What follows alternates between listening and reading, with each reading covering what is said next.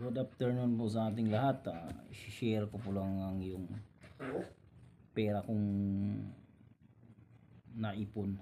Hindi naman pera na naipon na may halaga. Yung bagang collection ko na sa mga iba-ibang bills ng pera sa yung napuntahan kong bansa. Mayroon po ako ditong $5. $5 New Zealand. Ito. Mayroon akong $5 Australian. Mayroon akong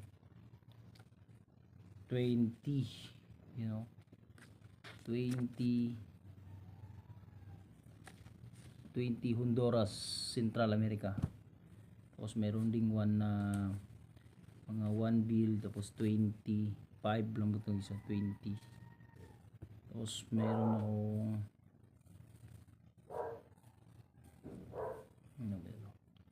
meron akong Japanese yen, 1,000 Japanese yen.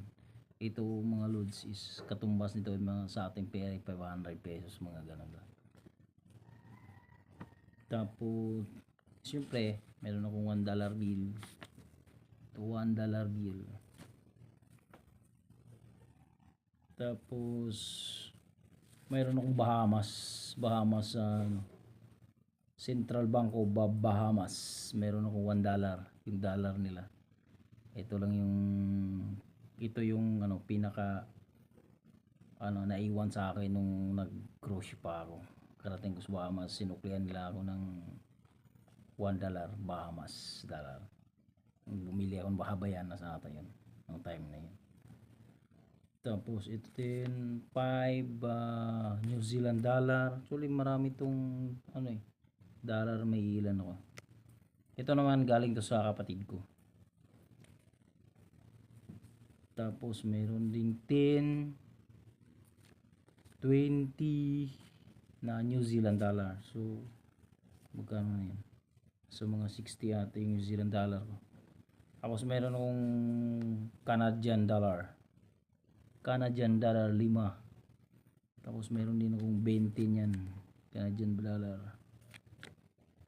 See, hindi ko to pinapalitan kasi ito na lang yung natitira sa akin. Tapos meron akong Oman. Yung Oman is 100.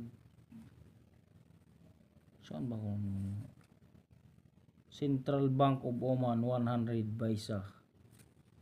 100 siya, dalawang 100 so 200. Ayan. Tapos mga dito pa yung Bangko Sentral de Honduras 1 bill. Tapos di ba naman nagpapahuli, $1. Tapos mayroon pa rin akong Bangko de Honduras, Bangko Sentral de Honduras 20 siya mga lods. 20. Papahuli pa ba sa lahat? 100 Philippine peso. So marami pa akong kulang mga lods. Wala pa akong madami pang kulang. Sana sana makuha ko yung iba. Maraming salamat sa panonood.